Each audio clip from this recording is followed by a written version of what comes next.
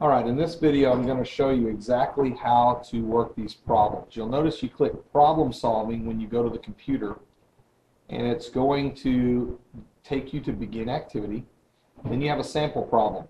When you read that sample problem, what you're going to do is pick out the pieces of information and match them where they go. For example, in this question you will see that P1, as I click that, goes with 0.18 atmospheres, B1 2 liters, and V2 is 3.0 liters, and P2 is the unknown.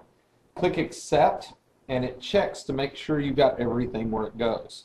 The computer is going to make you do each step one step at a time. Every time you do something right, you get credit. The next thing, you have to pick the correct equation. If you're solving for P2, it's the one that you're going to divide by V2, so that's the correct formula that you're going to use. All they did is rearrange P1V1 equals P2V2. This screen is tricky. It asks for the unit on the answer. You'll notice I'm typing in atmospheres so that it matches pressure to pressure and volume to volume. Again, it gives you credit every time you do something correct. Click continue. Now it's ready for you to calculate. You plug the numbers into your formula and you solve for P2. And so I'm grabbing a calculator and I'm calculating the value. As I type the number in, I want to be careful with sig figs. You'll notice I put 1 sig fig for my answer. There's a lot more in my calculator, and here's why. There's the math you should have done. Notice that the 2 is in white. That's 1 sig fig, so my answer had to be in 1 sig fig. Second example. Different problem. Read it carefully.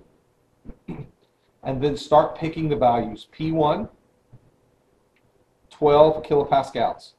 Pressure 2, 32 kilopascals. Volume 1, 20 milliliters. So volume 2 is my unknown. Check that. I got it right so far. I put everything where it goes. The next thing I'm going to do is pick the formula that I need to use. If I'm solving for V2, then I need to have the one that's divided by P2.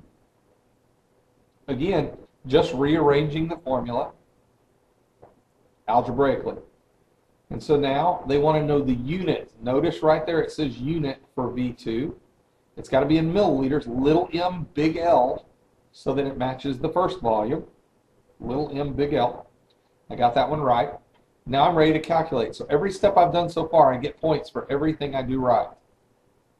Click continue, and then I'm ready to solve the problem.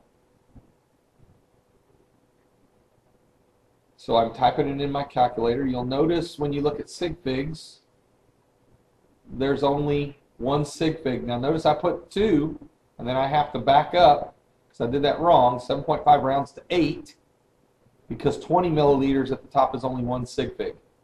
Show you the math real quick.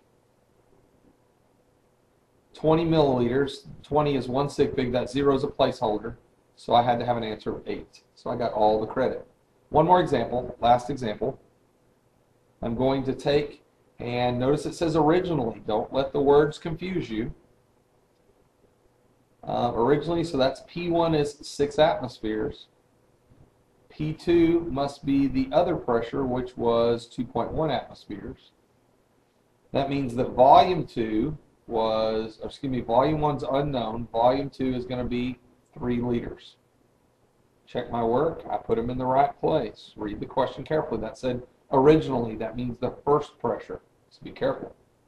Next, I find the correct formula. If I'm solving for V1, I find the one that is P1 on the bottom. You may not be as fast as I am, but you can come up with the formula that you need. The unit on the answer is going to have to be liters so that it matches the other unit. And then now I get to type in the value. So I'm going to put the numbers into my calculator and solve. I know that I'm going to take it to 1 sig fig because 3 liters is only 1 sig fig. So I put it in my calculator, the answer that I get, 1.05. Nope, that's too many places. The answer, 1 liter. Again, if I was doing it on paper, 1.05 would be fine, but the calculator is grading it on sig figs. This is how you do calculations.